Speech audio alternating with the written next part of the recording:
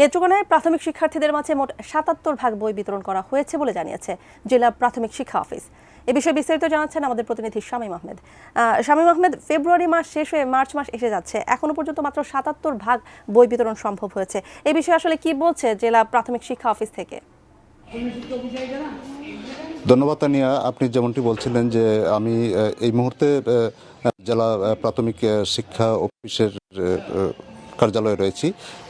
এখানে এসে বিভিন্ন তথ্য সংগ্রহ করে জানতে পারলাম যে এখনো পর্যন্ত মোট ৭৭ ভাগ বই বিতরণ করা সম্ভব হয়েছে এবং ৩টি উপজেলায়, নেত্রকোনা সদর, বারহাট্টা এবং পূর্বধলা উপজেলা, 3টি সাবজেক্টের বই এখনো দেওয়ার বাকি আছে এবং সেই বইগুলো তারা দ্রুতই দিতে পারবেন বলে আমাকে জানিয়েছেন। আমার কাছে এখানে জেলা প্রাথমিক শিক্ষা অফিসের যে তথ্য কর্মকর্তা তিনি এমদাদুল হক আমার সাথে রয়েছেন। ওনার কাছ থেকে একটু জেনে নিতে চাই যে বইগুলো দেওয়ার বাকি রয়েছে সেগুলো আপনারা কিভাবে দিবেন, কোন সময়ের মধ্যে দিবেন? আমরা 2-1 দিনের মধ্যে বাপা স্টক থেকে বইগুলো সংগ্রহ করে আমাদের শিশুদের কাছে আমরা পৌঁছে দিব।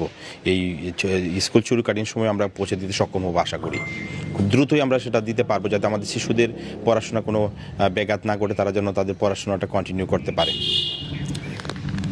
যে তানিয়া, শুনছিলেন যে ওনারা 2-1 দিনের মধ্যেই সেই বইগুলো ওনারা পৌঁছে দেবেন। সেই বন্ধের মধ্যেও ওনারা বইগুলো পৌঁছে দেবেন।